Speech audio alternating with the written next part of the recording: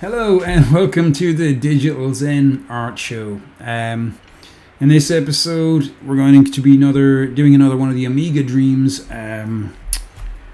concept visuals. And obviously, kind of the last time I was happy with what I'd done, and it kind of inspired me to carry on with this series. So the Amiga Dreams are kind of like, I guess, dreams that I've had and I've written down, and then I want to just kind of make them look like 16-bit point-and-click adventure backgrounds.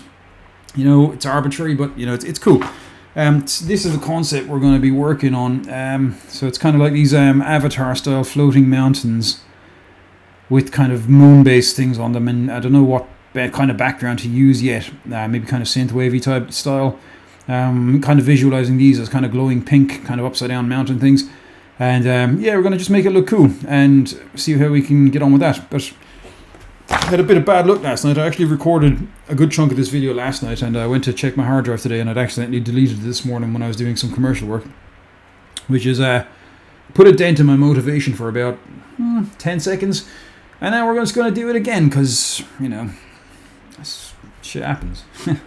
So without further ado, let's go. So basically, these are upside down mountain things, these floating mountains here. Look at them ones.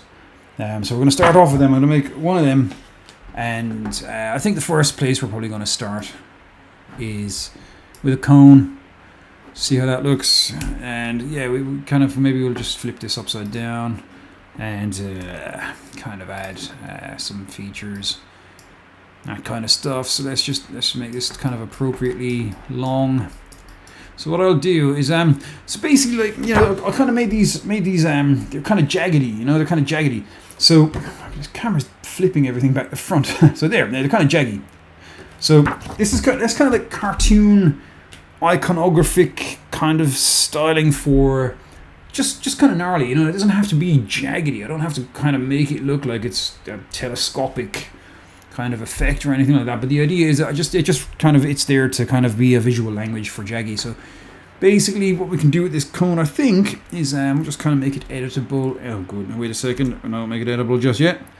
Let's check how many of these are there. Yeah, we want a few more height segments in there, just so we've got a bit of room to maneuver, play with, and that'll do us. I think that'll do us. So we're going to make that editable now, and we're going to just going to use our selection tool, the loop selection, wherever that may be. Oh, hang on, wait a second. I need to select edge mode, and then we can select our loops. So what I'm going to do is is my spacebar. So basically, I've hit this. I've got loop selection mode. I've got move it around mode, whatever that's called. The move tool. And so I'm going to hit spacebar to flick between these as I edit. So what I'm going to do is I always look at the keyboard to find my number keys. It's weird. So I'm just going to kind of just jag these out a bit, and then kind of jag them in a bit, rotate it so that we're looking, you know, kind of relatively groovy. There we go. Hit space again, and space is basically your last tool and the tool you're using now, and it'll alternate between them if you hit the space bar, which is a very useful little feature, because, you know, when you're doing this kind of stuff, you want it. I want that looking that way. How are we doing for here? Good stuff. Okay. Ooh, that's got pinching. We don't want when you get weird kind of hand command Y. When you get that kind of weird, like, kind of weird shading, it's never a good idea to kind of carry on. So that's your cue to kind of adjust the geometry so that it doesn't look like, there you see. So it's just going a bit overboard with geometry and what's kind of an acceptable parameter for the geometry to exist within. Oops. Yeah. There we go. And we're just going to make that nice and jaggy. So it looks kind of a bit like a carrot or something, you know. But this isn't the only thing we're going to do. I'm going to show you what we're going to do next. We're going to make it kind of look a bit rocky. And we're going to use the... Apologies, I can't pronounce this. I learned it by reading. The Voronoi fracture. Voronoi. I'm going to call it Voronoi fracture, but maybe it's Voronoi or Voroni. I don't know. But anyway. That's the next thing we're going to do. Once I've jaggied this up, made it a bit gnarly, not in a weird way, we'll just crack on with that. I just want to just to pay attention here to the details. And there we go. Just gonna kind of rotate it a bit and make sure it's kind of looking groovy. And the reason I'm paying attention to the rotation here is because I'll reuse this to represent the other two. But what I'll do to make them look different is I'll rotate them. And what that'll do for me is it will allow me to, you know, not have to do all this 3 times. I can just reuse the asset if I just kind of plan ahead and make sure that it's appropriately constructed for the purpose of fulfilling the concept. And I also do believe that, obviously, you know, I've got my kind of rough pencil sketch there, but I do believe, like, I would never kind of go too far with the actual concept design itself. I'd rather, and this is me personally, I don't know how, you know, other people feel, but I like the process to inform the concept. I like to take a seed and kind of allow the environment, and the production is the environment in which it grows, and allow that to manifest and allow it to help it take shape, you know. And I feel that's an important part of the creative process. It's important, like, you know, like again, when an actor kind of ad-libs a few lines and they just see a quick win, it's that kind of thing. But I'm kind of optimizing my process without designing the process around it. The process is kind of sympathetic to the natural flow of the universe, and allowing it to kind of manifest itself as the universe would see fit. Oops. And so that's why I'm not going to go too crazy, you know. I mean, I'm all right with a bit of gouache paint. That'll do. I think that's cool. So the next thing we're going to do, we've got a wiggly little will-o'-the-wisp type jaggy mountain and whatever you call it here. The next thing we're going to do, we're going to stick this in I'm going to do a subdivision surface. Okay, so pop that in there. If I hold the Alt key and click on the subdivision surface, as long as I've got the cone highlighted in the object manager, I can Option click on subdivision surface, or any of these, in fact, and you can put it in a cloth surface you want. I'm not going to do that, but you can do that. And here we go. We've got our funky little mountain thing here. So I'm okay with this. This looks cool. But obviously, I want to kind of sharpen these curves here on the edge. And what I can do with that is I can obviously take my mesh cut and loop cut. There we go. So yeah, that'll reveal my control cage, which is the original object that I've dropped into the subdivision surface, which we will now refer to as a control cage. And we'll just hit it there and hit it there. That'll sharpen it up nicely, I'd say. And we go back into object mode. And there we go. And so we've got this kind of groovy little fella here, bit kind of twisty, and he's cool. So we've got our flat surface now. We can put our moon base type things on. But first, I want to just see where we get on with this Veroni fracture. MoGraph, Veroni fracture. Let's drop you in here. So once we're in the Veroni fracture, it obviously wants to fracture and how that behaves. I mean, this isn't a Veroni fracture tutorial, but I'm going to just explain its behavior very quickly. It wants to break all this stuff into pieces, and these are the pieces that it will break into. However, that's not really necessary for me right now because I'm not using it for that. I'm using it for a different reason. So what I'm going to do is I am going to go to my sources. Okay, so the sources menu is what gives you the kind of if I do that, it'll change. But I don't want any of that. It's just kind of a very quick thing. What I want is that, but I also want to enable detailing. So here we go. Enable detailing. It will give me this kind of jaggedy thing. I need to just click one of these noise surface. There we go. Keep original surface. We're going to get rid of that. And blister turbulence box, and so that's giving us this kind of weird kind of like real non-shaded kind of effect, you know. Obviously everything's made out of quadrangles, but we kind of want it to be a little bit more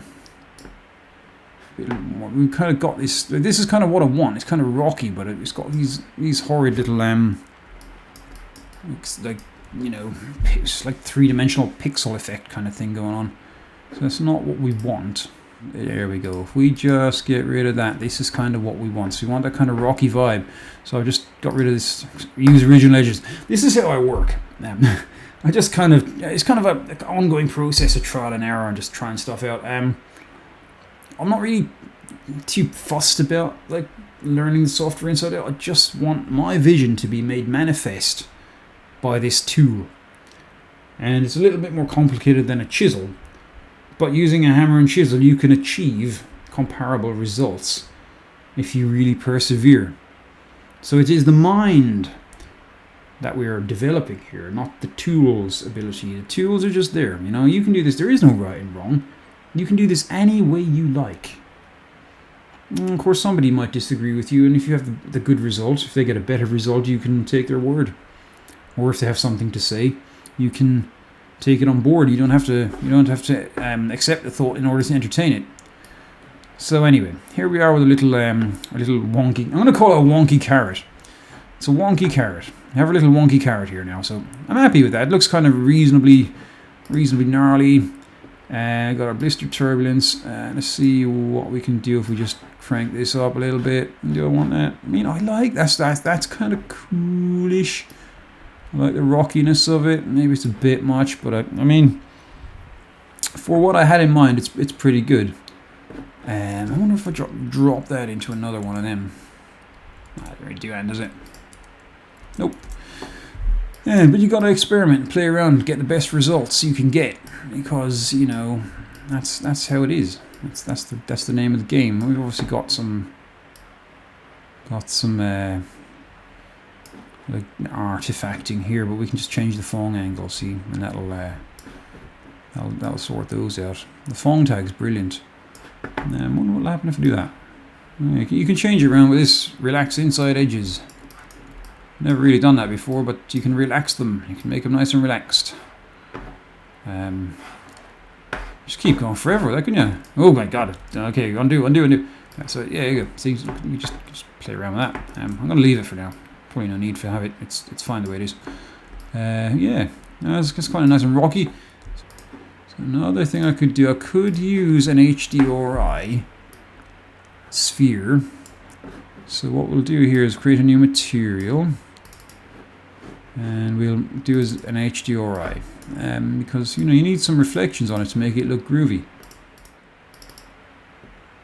Okay, yeah, just put it there. Just put it there. There you go. I don't need that in the picture, do we? So we'll pop you up here. See if we can start reflecting anything off you. No, because there's too much luminance and color reflectance. So we need to add some reflectance. Default specular. You can see now we've got a completely reflected bit of gnarliness. I mean, do you know, that looks kind of groovy. I'm digging that. I might bin off the synthwave vibe. You know what? That looks pretty groovy to me. I think that kind of floating in space. Would it work with a would it work in a kind of in a galactic background, or would it have to be all dark and Nope. I'm gonna Google it. I'm gonna Google night sky HDRI. You won't be able to see my browser because I haven't set up the OBS Studio to see the browser, but could be a night sky HDRI here. Okay, that's not what Galaxy, maybe Galaxy, Galaxy, Galaxy. There we go. Oh, sweet. Freepik.com.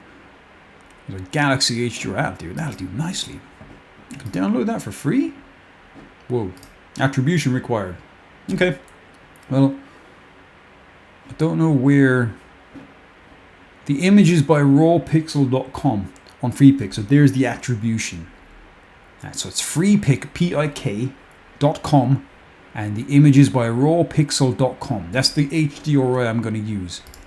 And I'm going to pop that in my Amiga Dreams folder. I'm going to create a new folder. You know what, I'm going to show you this because you probably need to know this. I wondered if I can just switch my macOS screen capture back to Finder. Okay, here it is. Okay, here it is. So there's my little folder. So I've downloaded the HUR Ultimate Downloads folder, and I'm going to just pop that in there. Boosh. So I have my outer space background. Now what I need to do is create a new folder, call it text. I'm going to put all my textures in there. And so that's where that's going to live. It's a JPEG. It's not an actual HDRI, but I can make that work. I think I can make that work. If it looks crap, we'll change it. But we're going to work with it for now. So I'm just going to pop back into C4D, and we'll crack on. So this is where we're at with this. I'm going to try this one, and we'll try our reflectance, nuance, etc. Okay, so that's okay. Let's just lose that a sec, and we'll go into our. I'm working off the desktop for this. Judge me if you want. I'm a big boy. I can take it. So now we have our little groovy. I'm happy with that. That looks good. I like that. So what we can do here, I'm going to go back to my HDR thing, and we're just going to copy that. Luminance, no reflectance on it. Paste, and now we're going to have it as a luminance channel. So let's just change that to a filter. And I think I might still be able to like dick around with this. Yeah, it's a bit more Flash Gordon, isn't it? Yeah, that'll be cool. So like I said, you know, my original vision was that to be pink, like a neon glowing thing, but if along the way you find something that looks cooler, there's no reason, and there's nothing stopping you. It's not like you've signed this off with a client in some ungroovy agency. This is cool, but obviously don't need the background, because the background looks a bit so I almost swore, but I'm not going to swear in these videos. I've told off my very dear friend of mine for swearing in the videos, so I'm going to try to stop. Actually, I was told off for drinking in my videos as well, but you know what, cheers. Boosh. So now we have a sky, but I don't want a sky, I just want a background, so I might just use my compositing tag.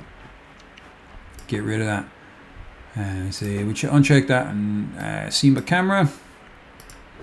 And it'll be seen by everything else except the camera, except now we have a groovy little thing looking. Look at that, look, that's grand. I like that. So I want to put the sky in Photoshop, because I have, I didn't have an idea, but I stole something, I found it. It's kind of this, I'm going to drag this into the picture viewer, hopefully it'll work. There you go. I want to make the stars like that, outlined, because I want that kind of synthwave, synthetic vibe. So that's where we're gonna roll with that. So I think that would look kind of cool if it was like appropriately bloomed and just done nicely. But it's a Photoshop job, I think, and maybe add a galaxy here or there. Well, this is where we're at now with our kind of funky little thing. And you know what? I'm glad that I accidentally deleted last night's footage, and I accept that as a thing that the universe gave me, because I would never have got this groovy little thing going on here if that bad bit of look hadn't happened. So never think that your bad look is bad look. It's just a thing that pushes you in a different direction, and that's an important thing, you know. Just sometimes, yeah, it's you just gotta kind of roll with it. You gotta roll with it, because the creative process it's not you, it's the universe manifesting itself through you via your unconscious mind. And when you find things, you know, it's kind of, if there is a god or a greater entity, maybe it's their way of kind of showing you. And there are many theories of kind of what's going on. Maybe God's in all of us, and then kind of a ubiquitous consciousness, and even on the level of a rock where it's just not very animated, it still exists. Anyway, let's move on. So we're here, we're everywhere, and we're good. So I'm happy with that. So the next thing we're going to do is maybe, I think I might model these in a separate file, these little moon-based things, or I might just see if there's anything out there. And what we're going to do is perhaps look in the asset browser and see if we can find some buildings.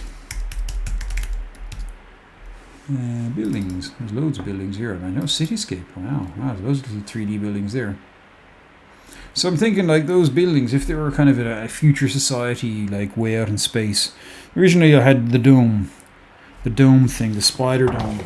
But again, I'm gonna try something else because I think those domes are cool. Maybe I'll put a bubble over the top of this in the end. The idea is that just, you know, this is just a signpost. Where you go is not the signpost. Where you go is where you go. That's the place. But you need a signpost in order to be able to get there. So we'll have a look at these. I mean, what kind of buildings would be on one of these floaty things? I mean, it depends on the characteristics of the particular universe that they exist within.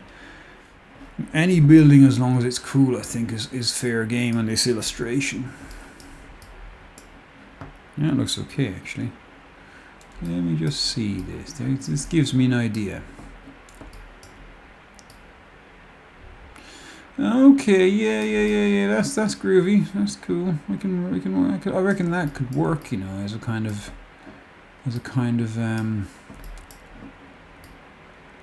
thing that they built, the future people built, and they can live inside.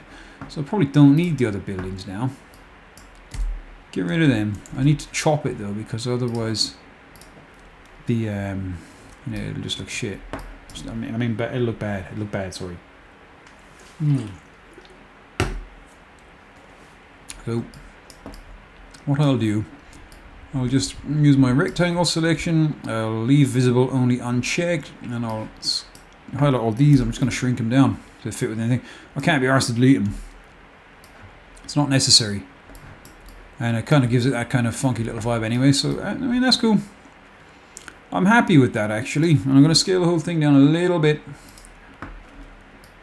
Are we gonna? That's gonna be a bit too much. Nah, it's fine. It's fine. So now we need to just do our little sphere thing. I'm gonna make a bubble now. I'm gonna make this bubble. I'm gonna have a little think about, because I don't want it to be solid. So in Cinema 4D, right? If I create a sphere as my little bubble that I want to be able to put on top of this. A, to make it look like a microphone, and B, to make it look... no, the microphone thing was a weird little joke. Don't know why I said that. But the idea is, this bubble here is going to keep all the inhabitants of this place safe and create a biosphere for them to live in. And that's, you know, these future people need to survive in the vacuum of space. So, what Cinema 4D will do, inevitably, I'm going to render that, is if I create a transparent material,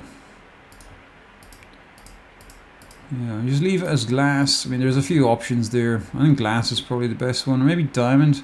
Diamond reflects the light a little bit harshly, so we're going to leave it as glass. If I do that, right, it's going to bulge everything like crazy. I mean, I like the way it's reflecting the universe. That's cool. But it warps the light like a solid piece of glass. Now, I don't want that. I want it to be like a glass bubble, like a snow globe, so you can see what's going on inside. And the way I can do that is by using the Boolean. But I'm going to need to create an extra sphere. Then I'm going to engage this mode so I can see what I'm doing. And just, yeah, there's a kind of a thin... I'm going to make it relatively thick. Because obviously future technology wouldn't need to be too thick, but also it needs to be thick enough to withstand all of the stuff hitting it. So in and around, that's about right. Now the Boolean's a funny animal, because if I do the kind of the Boolean and not command, it knocks stuff out. I'll just show you. Now let me just delete the glass tag first. And now I'm going to knock these into a Boolean, if I can find it. There you go. No. Boolean, please. Where are you, Boolean? I literally lost it. Oh, man. That's mad. You're going to just lose a Boolean. There. No. Boolean. There we go. It's because Cinema 4D Maxon moved everything around like a few years ago, and I still haven't gotten used to it. That's why. Make my excuses now. It's not because I've been drinking. Probably is. To be honest, it looks like a couple of beers. No harm, is it? Alright, anyway. Okay, so we have our booleans here. We have big sphere, little sphere. So we're going to do that. A subtract B. Okay, let's subtract that. So let's swap these around. Now it gives our geometry back. You have to just basically what was happening was that was like the smaller one was subtracting the bigger one, I think, but we want the big one to subtract the small one. And that's going to bugger it up though. Watch this. What it needs to do is actually what it needs to do is it needs to add them. And for some reason that works better. There you go. So that shouldn't warp too much now. Okay, that's warping way too much. Let's try that. Yeah, so the trial and error element is strong here. Let me just turn the detail down on the preview. And so that's kind of, yeah, so basically all I want is, I know this universe is quite warped here, but that's far away. I need it to kind of like not mess this up. So that'll give me my little thingamabob. So this the background, you can see this. I've hidden the HDRI sphere, but the background's obviously still visible because I haven't knocked out seen by refraction here, or reflection. So if I uncheck seen by refraction, that one will kind of just be, it's just reflecting it now, but it can still see. So I might leave it that way. So that's fine. But obviously I didn't envisage in the concept these bubbles being this big. So I'll have to revise the composition, and that's obviously why we have our trial and error creative process. But I'm pretty happy with that. If I just do that, then I get that kind of funky little bubble. What I might do is just scale it down a bit, because the reason it's scaling weird is because the actual boolean. If I just F5 and zoom out. Okay, I meant to zoom out. Oopsie. Yeah, if I zoom out there, the boolean's handle is way down here because I just dropped the objects into the boolean without reconsidering the handle. So if I just want to move the handle on, so I hit L on the keyboard, activates the enable access modification. I can just move that up there, and that will give me what I need to control it like this. See, I just move around then, which is nice, and it doesn't mess stuff up if I try and scale it. So I just want to scale it a little bit down, because it's just too bulbous at the moment. I want to have a lesser weird expression. So just move in here and there. So these future people will be able to build these structures, and kind of just want to represent that, which is groovy. So yeah, we have our z-axis pointing away from us, which is cool, and let's just hit temporary render on that. We haven't got the sky coming through because I want to do that with Photoshop, and we have our groovy little kingdom of torture here. And so yeah, that'll do me for now. I think I'm happy with the first step of this illustration, and the purpley stuff is kind of creating a nice synthwavy vibe. And we're going to obviously do our processing in Photoshop afterwards as well. So let's see what we can do. Do kind of create a little bit of composition here. I mean, it might not keep the exact model inside the sphere for the other ones, but I'm going to group these. The building ones, let's get the sky out of there, and we'll group that. Okay, I'm going to call that I'm struggling now. Community 1. There's our space community. And we'll just look at from the top down. We can put one back here. Maybe I will include depth of field, despite this being a render. I'm just going to make it 2000 by 2000. And so yeah, and obviously they don't all have to be kind of the same vibe. Like I mentioned earlier, I'll just move that around a little bit so that I can reuse the same geometry without having to remodel it. Lazy or efficient, or both. So there we go. And I need to think about white space, as they call it in graphic design, or negative space, because obviously don't want these to be too getting in the way of each other and kind of crowding or anything like that. So let's just see what happens here. So we've got our little grooviness going on there, which is nice.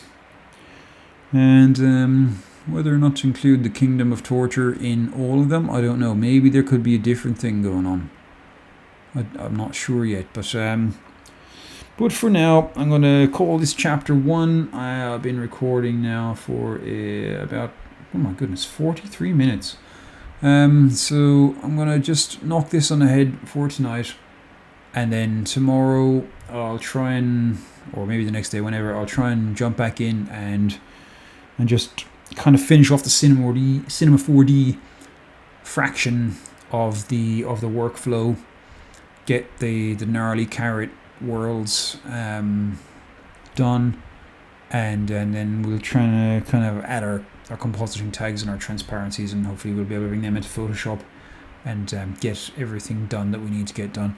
So you're going to see me again in about 2 seconds, but I'm going to see you again in a day or two. So I'll catch you up shortly. All the best and bye-bye. Boosh. Hello and welcome back. So when I finished last time on this video, it kind of took us up to about this point here where we are, and now we're going to carry on with this. Now I thought I've had a little bit of a time to think about this, and I'm looking at this now with fresh eyes. So looking at it now, I think obviously the composition needs some work. Obviously I haven't put in my 3 islands yet. And I also am thinking maybe a little bit more of the synthwave aesthetic. So I'm thinking maybe these buildings in here could possibly be kind of like neon glowing or something like that. But I'm not sure to have the same building in each one, and possibly some kind of shuttlecraft for the inhabitants of this future world to traverse between colonies. So basically, what we'll do is switch off the render preview and switch on our shading. There we go. So I'm going to work on this one first. Community. Let's call that Community 2.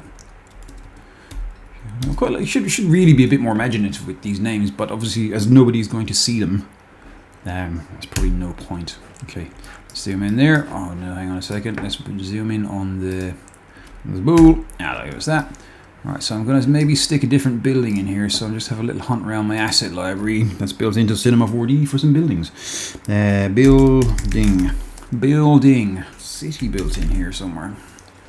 There's some pretty groovy stuff going on. Oh, look, a city. Literal city. We could just use that. That's huge. I'm going to have to use my orthographic viewport, F5. And now we're just going to scale this down so it fits on our little island. Look at that. There's an entire city built into Cinema 4D. So, that was quite useful, wasn't it? You never know what you find. I think creativity is kind of a process of finding things as well. You know, you have to... The universe is there. You might as well use it, you know? If you find something that's cool, it's definitely a good thing to use it. I think a lot of young creatives feel they have to do everything themselves. I mean, from my perspective, when I was a lot younger, I think like when I was studying at university and stuff, I did graphic design, and basically like I didn't really like using stock assets. So I felt they were kind of dirty and cheap. But as I kind of got older, I realized the value in those things, and a lot of that is kind of respect for the artists as well, because like stock assets, you know, a lot of photos are really well shot on the likes of Shutterstock, etc. And but yeah, I just didn't believe in any of that when I was younger. But now I'm a big fan of it, because I think as you mature as a creative, you accept the role a director has to play. And part of the role of a director is to kind of be an orchestra conductor as opposed to you know, a micro producer, if that kind of makes sense. So that's kind of where I'm at with it. So yeah, in my kind of evolution as a creative. But I mean, if you're not into stock assets, or if you just don't like them and you've got 20 years experience, that's cool too. Just my 2 cents on it. I'm actually pretty happy with that. I'm going to leave that. What I'm going to do is I'm going to design this material first. So let's do default material, and we'll go back in and use the luminance channel for that. I need some reflectance on there too, maybe not color. Well, we'll see. We'll see how it does when we test render. So maybe this kind of thing. So synthwave aesthetic is kind of like, you know, there's a genre of music called synthwave. It's kind of based on your 80s synthesizer music with kind of 80s outrun style graphics and stuff. It tends to be a lot based around like automotive concepts. But I kind of like to take from that just the vibe itself without. I quite like to apply it to more of like a retro aesthetic to futuristic concepts. And I think that, like, if it works or not, I don't know. But I personally, as a kind of as the artist in me likes it, you know. The designer in me is kind of objective. Oh, wow, it's all different as well. Wow, this is just amazing what you can get. Yeah, I'm just going to change the cities. There we go. So obviously I want to make some reflectance in here. My favourite reflectance mode is GGX. I don't know why. And then you add a Fresnel to that, and you basically got a groovy little bit of a reflecting thing going on there. I might turn the luminance down a little bit. Maybe. Let's see how that test renders. And I'll do the same thing to the other one. And ultimately, this does not have to be realistic. It's a colony on a weird carrot-shaped asteroid. You know, we're reaching by the best of things. So here we go. Look, get the view back there. I'm just going to reverse back through the camera angle history. Reactivate our boolean there, and I'm going to pop the material there onto our building there.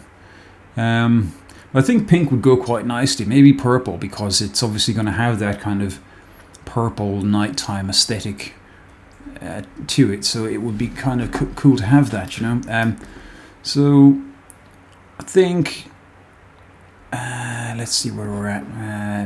Community number 1, our building 1, and there we go. Boom.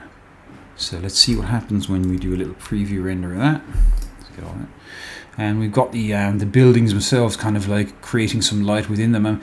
I'm kind of cool with that, and that's not. I mean, it's up to you to think whether you like it or not. I like it personally, being kind of but I'm a little bit unobjective because I created the thing. So we have our control center, we have our population center. What else would we need? Maybe some kind of security center. Maybe they've got a prison built in. Who knows? But we're only going to do 3 of these worlds. I mean, for intents and purposes, there could be many of these worlds, these little colony things. But what we do have to bear in mind is obviously we're going to Photoshop the background in. We could do it in Cinema 4D, I'm just not going to. It's one of those things, it's an illustration, so... Oh, my mouse is upside down. Oops. There we go, I'm literally just doing that. Okay, let's turn it around. So let's just grab one of them. And we shall just move that over there. Hang on, why did the community not go with it? That's confusing me. Oh, I see, and I didn't put it in there. Okay, cool, done. Okay. I mean, I'm not going to use that anyway, but still. I actually might get away with it if I just rotate it like I did with the other ones. That could be cool. Yeah, there you go, that'll do. So you wouldn't be able to tell that was a copy. Work smart, not hard. So, there you go. So we got this. What am I doing? I mean, there has to be like, we have to use design principles here when we're composing illustration. I'm just going to adjust the camera very quickly, just so it's pointing my face rather than my neck.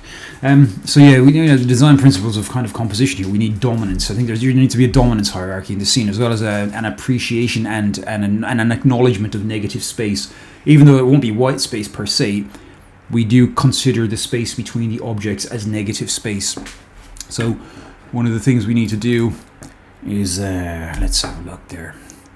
Maybe we can bring this closer to the camera, but then we'll have to reveal less of the object that it's placed upon, and then we'll move these further back, and we'll see more of them. I would like to have one of them in full view, so it kind of makes sense what they are to the viewer, but if we can't have that, that's fine.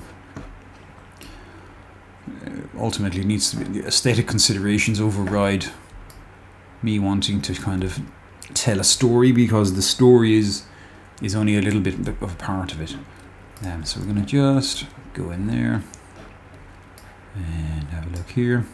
And these things, they kind of look a bit like crystals growing on it. They could be interpreted as those And I guess, like, you know, buildings and crystals are very similar things. They're both kind of constructed by what you might call consciousness.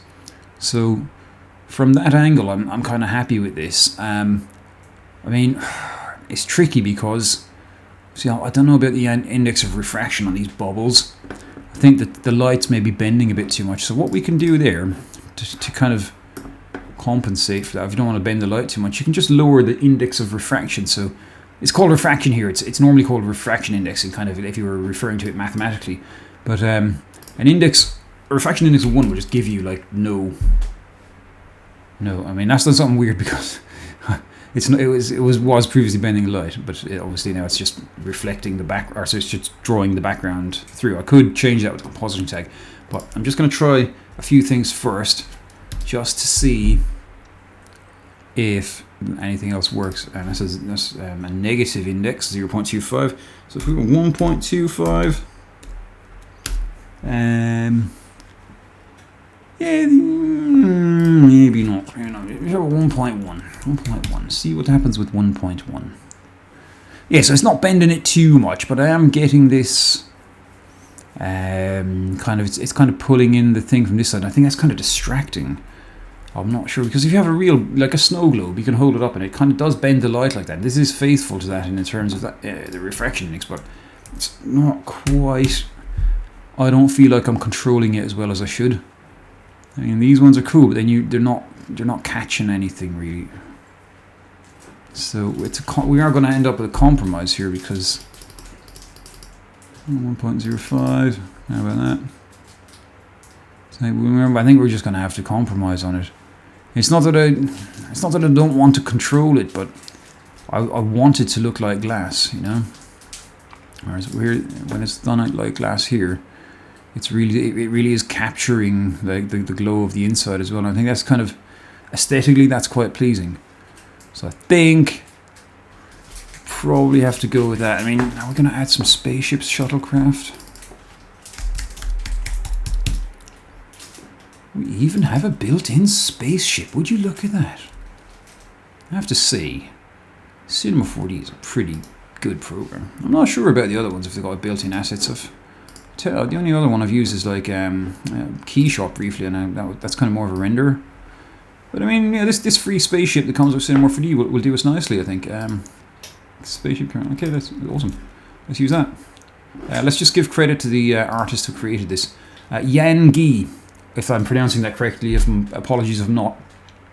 But that is our, and it's even animated. I mean, that's bloody brilliant.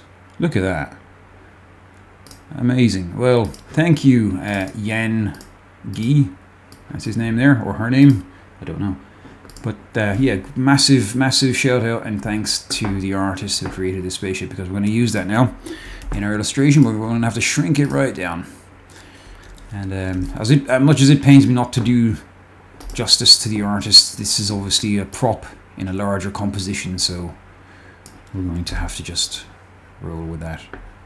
So we got a little spaceship there, and a tiny little thing. I mean, it's a big spaceship, but these are obviously large colonies and buildings, so we can kind of populate now with. Just gonna make sure that's close enough. So I'm not gonna go crazy with this or anything, but you know, we just want to have a few kind of like spacious photos, and then positioning of this is quite important as well, because obviously we want to kind of have it so that it's kind of got equal distances here between the things. In real life you might not, but the whole creative process is all about kind of controlling the narrative. We have a groovy little spaceship there, and that's cool. Then the glowing lights, they definitely add to it. The only worry I have about this is now these worlds are taking up an awful lot of space, and I might zoom out a little bit and then kind of try and compose it a bit more nice, because yeah. And then if I don't have them overlapping, I need room for the moon and the stars up here. So now I'm thinking that if we have a composition wise, when the golden ratio is 0.62, so what I might do is have this 0.62 the size of this, so those are kind of sympathetic to one another. I think that's a little bit small at the moment. I'm going to do this by eye, because it's, I mean, that's a, yes, just over half. So let me just drag this. It looks a bit, that's about right, I'd say. I mean, it's probably not 100% right, but it's okay for me. And this one wants to be probably a bit smaller still. I've got a rough idea from a logo I designed many years ago of what a 0.62 golden ratio circle looks inside another circle.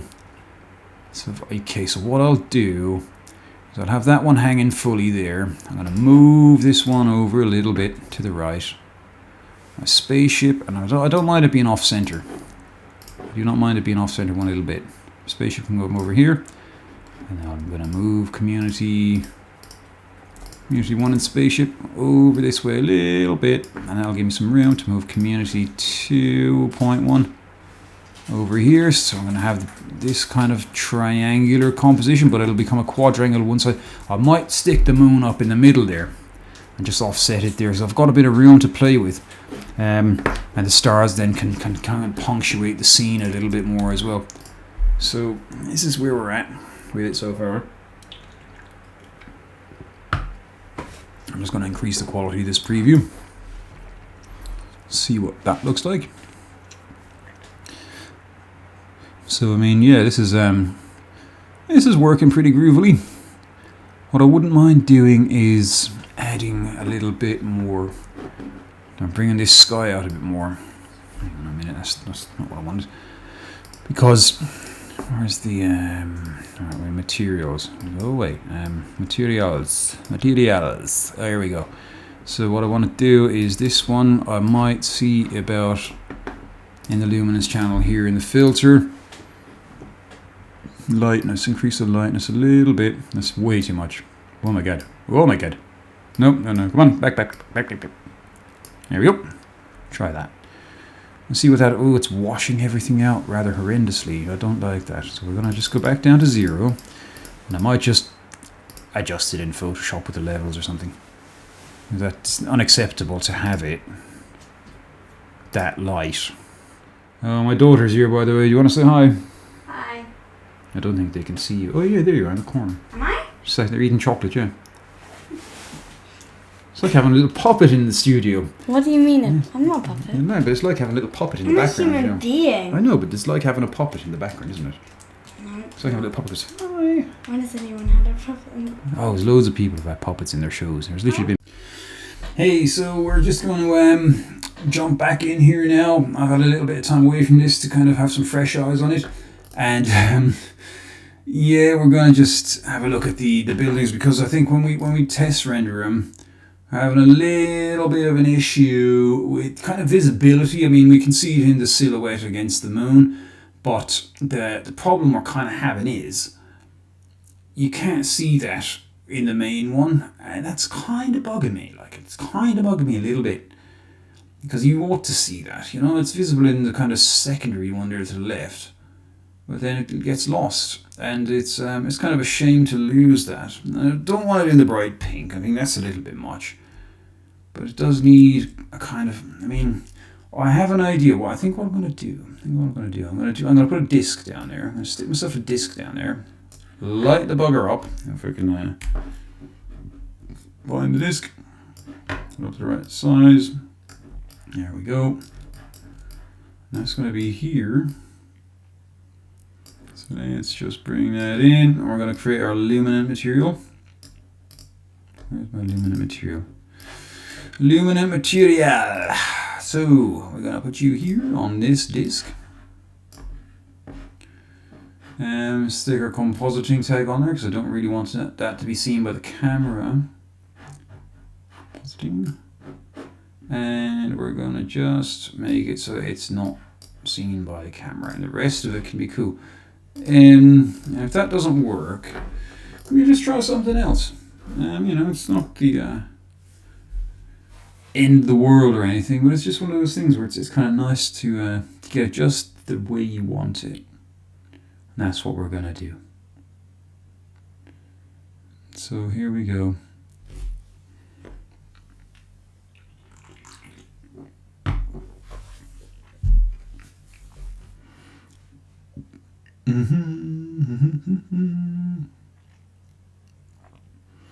So yeah, now you see we've illuminated our buildings really nicely there. Let's just increase the render strength. I might add it to that one up there as well. But that needs a color, I think. I think definitely. Maybe we'll go for the same color that we've used elsewhere. And you don't necessarily have to do that. Luminance. There we go. You don't necessarily have to do that. You do you like. Do you like, as long as this works, make it look cool. But it's worth kind of just, staying faithful to your own tastes and your own instincts. This is where we're at with this,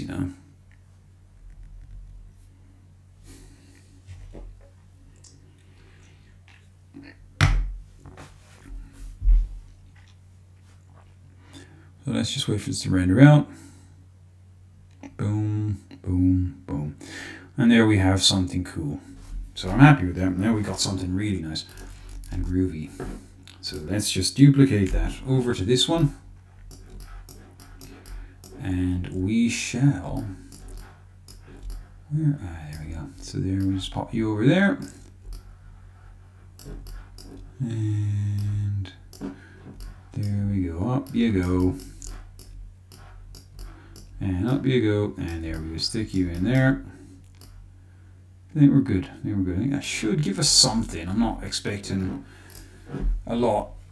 I don't need to have a lot. It just needs to just give it a little bit of a highlight. I think we're almost there with this now. We're ready to Photoshop it. I am very keen to get the chromatic aberration on there and the color lookup, color grading. It's guess it's known as well.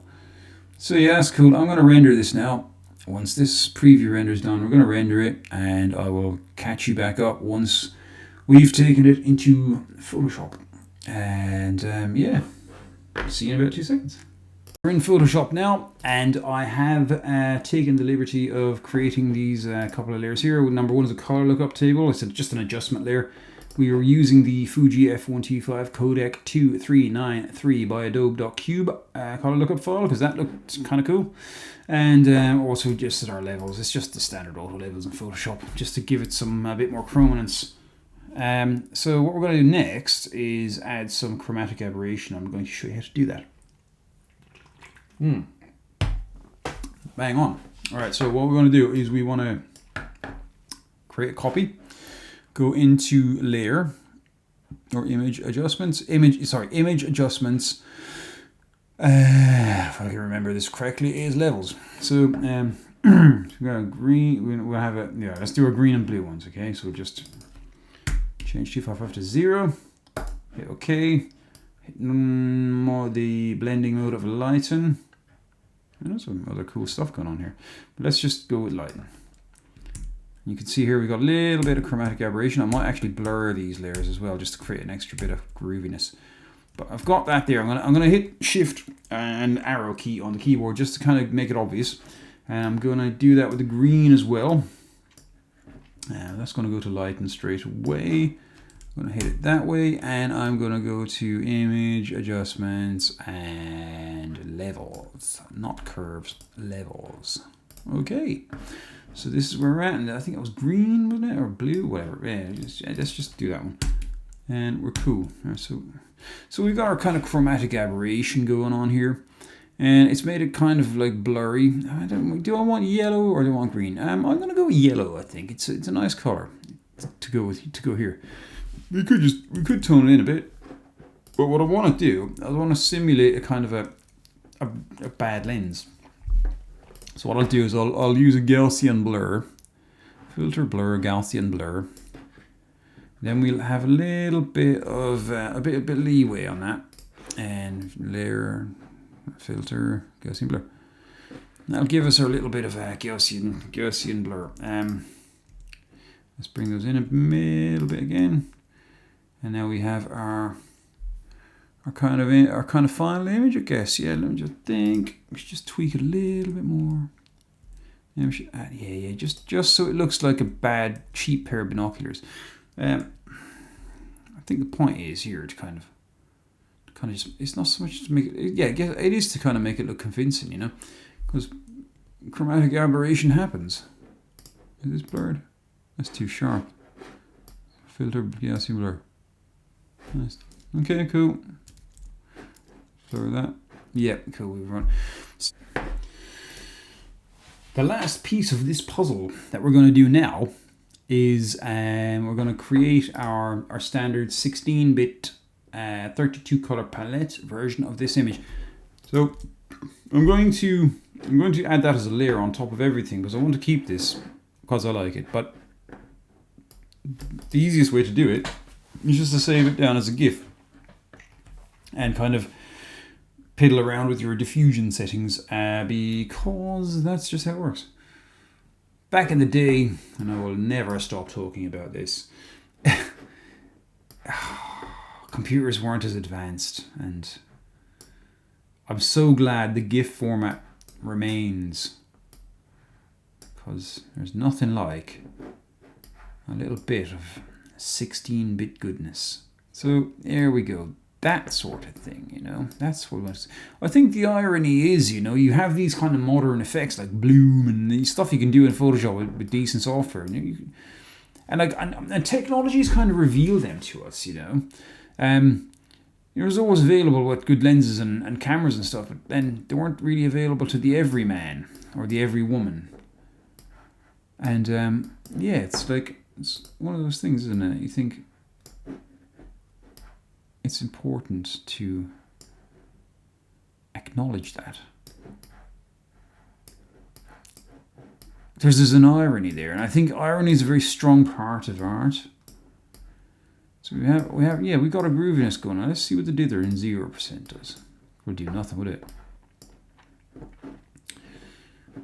What 8 colors do? We've got a very simple palette going on. I mean, 8 colors might serve us well. Ooh, I'm digging that. The banding's not really like tickling me too much, but I don't mind it, you know. I'm digging it, you know. I am digging it, but I think 32 colors might be cooler. Gives it the bluiness, I think, is a nice little thing I wouldn't want to lose. I'd happily lose this orange. I'm not sure if that works, but I might just eject it manually. Let's see if 16 colors does what we want. Yeah, I mean the 16 colors is kind of cool. Then it loses the extra blues. We don't need transparency, so we'll just roll with that one, I think, and save that.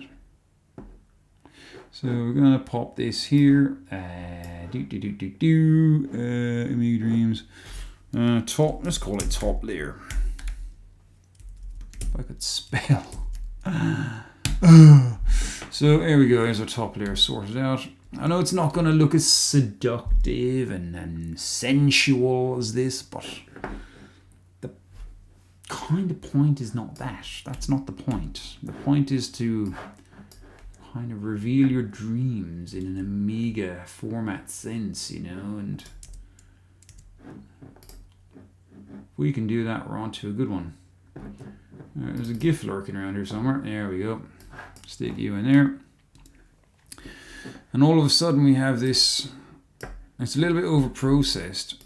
So yeah, now it's alright now, but when it was down here, as a bit, I don't know, maybe it kind of integrates the colors pretty well. That's a tough creative call, man. Oh no, I love the way the moon's kind of blowing out a little bit, but I don't know if it's too overpowering. No, we're gonna leave it. So our 16-bit kind of version of it is that, and to be quite honest, that takes me back to, I guess my internal compass tell me if it takes me back to the 90s, it's not a bad thing. So here we are. We're groovy, and yeah, that could be part of a 90s point and click adventure background, and that's what we want. And so I'm sad now because this is the end of it. And it's been an incredible journey.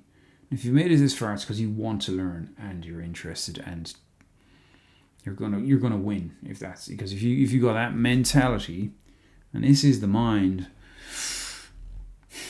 Even with someone who as obscures me, we're gonna do good things.